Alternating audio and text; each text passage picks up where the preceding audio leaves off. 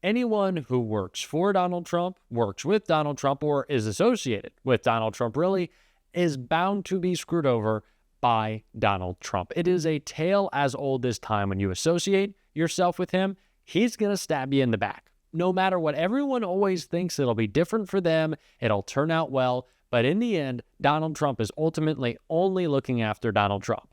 And that is a lesson Elon Musk just learned on his way out of the White House after he announced that he was done. And thank God, with Doge, Donald Trump had a little announcement for Elon, stabbing him in the back in the worst possible way, at really the worst possible time. We're going to get into it all. But before we do, if I could quickly ask you to leave a like on this video, and if you haven't already and you enjoy our channel, to hit that subscribe button. It goes a long way, and it really does mean a lot to me. Now, before we get into the announcement that Donald Trump just made about Elon Musk, first, we got to hear a little context on how things are going for Tesla's CEO. Indeed, the entire Musk set of cuts use executive powers, his proverbial chainsaw, to try to slash temporary spending. None of that has involved going down to Congress and actually having some long-term change in the laws yet, maybe ever. And that's, again, bad news for folks if they want that stuff to last, because courts have blocked some of the Musk-related bids, whether it's trying to oust different rules or destroy USAID. Again, you could pass a law changing or eliminating USAID, but just trying to do it through this fiat means it's less effective in the long run. Musk has talked about saving $150 billion, lower than the earlier claims. I think we can do at least $2 trillion. I think we'll try for $2 trillion. I think that's like the best case outcome. But I do think that you kind of have to have some overage. I think if we try for $2 trillion, we've got a good shot at getting one. We can actually find $1 trillion in savings. That would be roughly 15% of the $7 trillion budget. I'm excited to announce that we anticipate savings in FY26 from reduction of waste and fraud by $150 billion. A lot of announcements, a lot of talk, a lot of meetings. This is someone who is in business and made it his business to buy a giant social media platform where he is very focused on messaging and marketing. But unlike most serious people in government who do cuts, and there are a lot of Republicans who have advocated for smaller government and actually proposed budgets to show you what it would look like over the long haul, Musk has basically given few details about this. The Times reports he gave no identifying details on the majority of them after they did an accounting. But there's the conflict of interest that he has been trying to hawk Teslas from his struggling company on the White House lawn, violating pledges that he and the president made about a conflict. And even that hasn't actually yet enriched him the way he might have hoped. To the contrary, financially, the biggest loser of money is Elon Musk out of everyone, because he's also the richest and maybe had the most to lose. But he's down over $122 billion as we approach this magical 100-day mark. Tomorrow, that means Elon Musk has been losing over $1 billion a day. From a market perspective, I guess his allies might wonder how much worse would he be doing if he didn't have all of these insider relationships and access and White House marketing events. But it's a lot of lost money. So while it is true that Elon Musk enjoyed being drunk off the power that came along with calling himself the co-president, thinking he was the second most important person in the country, trying to cut Social Security, gutting Medicaid, stealing government contracts for his own benefit. All of those things rolled into one still does not make up for just how much money he has lost, how much money Tesla has lost, with how unpopular he has become. This effort by Elon really has ultimately backfired on him in more ways than one, and not just because his own consumers can't stand him, his co-president can't anymore either.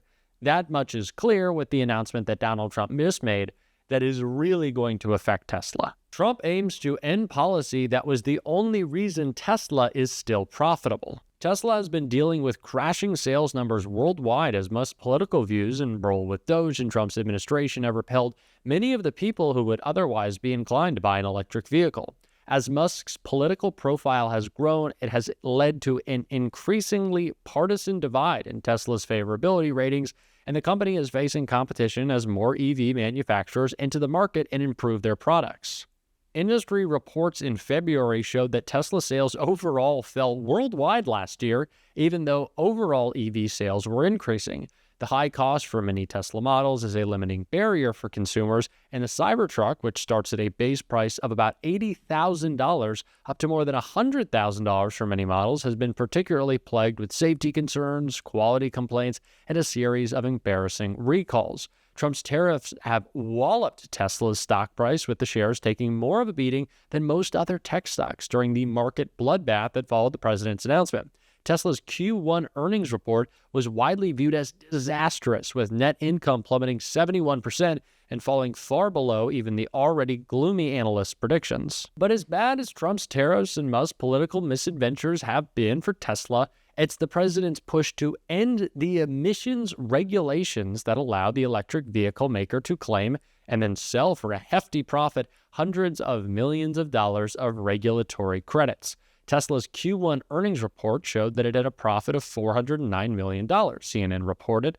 The company managed to stay in the black thanks to selling $595 million of regulatory credits to other auto manufacturers.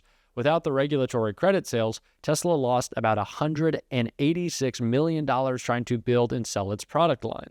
According to CNN, the Trump administration is targeting both federal emissions regulations and the stricter state standards in California and 8 other states that are set to ban the sale of traditional internal combustion engines that are gasoline-powered by 2035. If those regulations are eliminated, the hundreds of millions of dollars of credits that Tesla has been able to rack up every year go up in smoke too. Those credits have been a key factor in Tesla's survival from its early years to growing into the massive profit center that made Musk the world's richest man and helped fund his other ventures like SpaceX and the purchase of Twitter. The sale of regulatory credits kept Tesla afloat until the vehicles and solar energy products could be profitable. So on his way out the door, Donald Trump is robbing his once buddy and co-president of the most profitable part of his entire operation. That is what happens when you do business with Donald Trump. You get screwed. And it is a lesson that all of his supporters who voted for him, who are now enduring and are about to even worse feel the effects of Donald Trump's trade war, are learning as well. AB Klobuchar talked about that right here. People who voted for them, I know a bunch of them voted for Donald Trump and me. They come up to me and tell me this, and they are not happy with what's going on because they don't like the chaos. The chaos is up. Corruption is up, and yes, costs are up. Ask anyone in the egg aisle. You know, it strikes me that sometimes, you know, people say we talk $1 trillion is a lot of money. And it's like, oh, my God, where are the cuts coming from? What does this mean? And it means cuts to Medicaid. It means cuts to Medicare. Like, these people are going to feel this. And you dovetail that with what's happening with the tariffs. And it doesn't seem that any relief is actually coming anytime soon. And I was struck by what you said on the Capitol steps in rural areas. And we were talking off camera. And I'm like, what do people farm in Minnesota? Because, you know, I'm from Nebraska. And you said they do everything. And the soybeans are a key part of it. That's right. I am thinking about if the farmers can't sell their soybeans, what does that mean for the people that they employ, not just those farmers? What does it mean for the restaurants? They can't import the... Exactly. What is really... Grocery stores, small grocery stores. What's the impact really going to be? Let's just look at this perfect storm that's happening right now. You already have grocery prices up in his first 100 days. You already have many of these Social Security, the very big concern of our seniors. They call in, no one's answering. They're closing down 47 offices. The budget, as you just pointed out, Simone, with Medicaid, there's no other way, the Congressional Budget Office said, to make these cuts except on the back of people who are in nursing homes. When you've got, in my state, half of the people in nursing homes are on Medicaid, even higher nationally. You look at that, and then you combine it with this economic assault. And this is going to hit rural Americans like you've never seen because they tend to be older. They're farmers. They're living on smaller margins. And when you start messing around with their markets, 20% of what our farmers produce in the U.S. is exported. And when they start getting the retaliatory tariffs or no one wants to buy their soybeans in China because they can buy them from Brazil very easily, you're going to devastate that farm economy. And what really bothers me as someone that cares about antitrust is not the big guys. You know, Tim Cook and I, you know, glad that he saved Apple, but he can walk in there and get an exemption for Apple. Or you got these big investors that show up with the Treasury Secretary at a closed-door meeting with a bank and with investors. My small business woman of the year that runs Busy Baby out of southern Minnesota, check it out, little stuff for the high chairs. She didn't get invited to the White House or the investment banker thing at J.P. Morgan. She didn't get invited. So you have the people who are going to be the roadkill are the consumers. It's the people that don't have the safety net. It's the smallest businesses. It's the small farmers. And that's what you're already starting to see happen. Yes, it matters for the biggest stuff and the economy, but it's really going to hurt the small people first. The small folks. And we're almost out of time, but I have to wonder, I'm concerned about the potential for nefarious activity around the elections in 26, not just in 2028, but 26 specifically, given what we are already seeing happen. You are a former prosecutor. Are you concerned about what the Republicans might try to do to ensure they win elections? Of course, you've got a president there that has repeatedly denied the results of the election. He actually just recently said he was going to, Chris Krebs should be investigated, who is the guy who worked for him,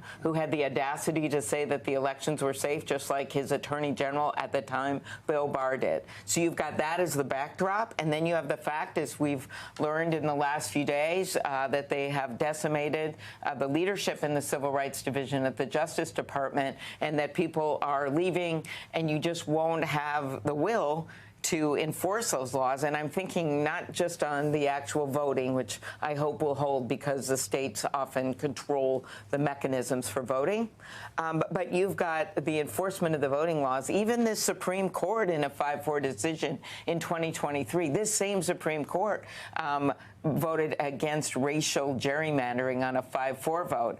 And that was a case that was supported by, not brought by, but supported by Civil Rights Division of the Justice Department. They bring these cases. That's their job, to make sure that the law is enforced. So, of course, this is a major concern when you look at who works in the Civil Rights Division and the kind of important work they have to do when it comes to elections. I hate to say I told you so. You probably told people so. Kamala Harris told people so. Tim Walz told people so. But we did. The tariffs were always going to screw consumers. We knew this. We warned you. And now here we are. But more important than just enjoying gloating on that just a little bit is making sure that we convince people to never elect another Republican again, starting in 2026. And honestly, starting in 2025 this year. There are plenty of elections happening this year. Let's make it happen. We're certainly going to be doing that on this show every single day. And if you want to support that, as always, you can hit that subscribe button, leave a like on this video. And if you haven't already, you can drop a blue heart in the comments if you stuck around. And until next time, I'll see you soon.